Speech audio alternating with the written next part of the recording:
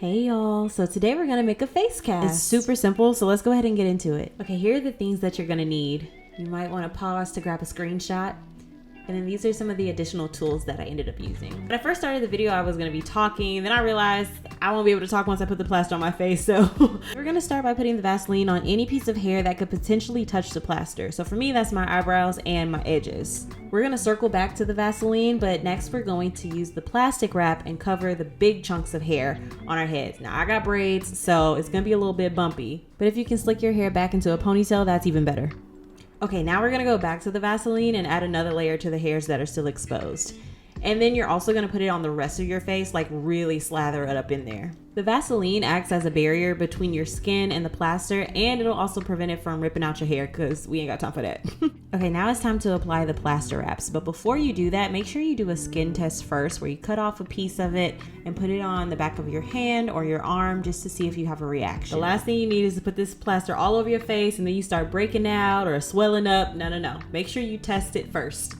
So anyways, to apply it, you're going to cut a strip, put it in some water, squeeze out the excess water, and then smooth it onto your face. You want to put the plaster in every crevice of your face so that it really gets the mold accurate to how your face really looks. But don't cover your nostrils. I repeat, do not cover your nostrils, okay? Once your mouth is closed, you're going to need to breathe. I also suggest having someone else in the room with you just in case. I decided to keep my eyes uncovered because I was here by myself. Do as I say, not as I do. Then you're gonna let it harden for about 20 minutes and then gently remove it and attempt to not compromise the integrity of the mold. I got a little scared. There for a minute. So now we've got the first part of the mold. Yay! Okay, so now we've moved on to the part where we actually pour in the plaster to make the mold. Cutting up some plaster wrap strips to cover the eye sockets and the nostrils. The goal is to not have any holes whatsoever so that the plaster doesn't seep through. Occasionally, I'll look inside to see where any holes may be and add additional plaster to that area.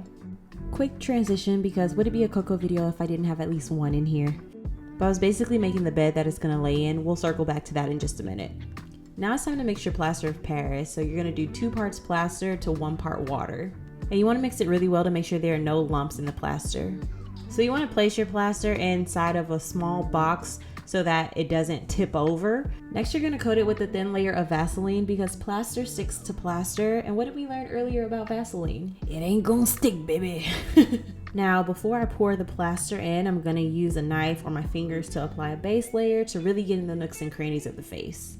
Now we pour in the plaster and let it sit until it dries. This could be anywhere from a few hours to 24 hours depending on how much plaster you pour in.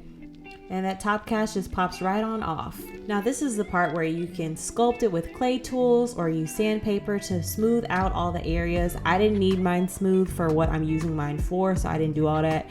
But that's when you can make it as smooth as you would like it. And finally, you're gonna seal it with a few layers of shellac or wood glue. I think I sprayed 4 layers.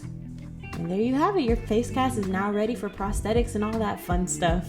Thank you guys so much for being here. Y'all know where to find me on all my socials. I'm Coco Bree everywhere. I also have Coco Bree Cosplay on Instagram.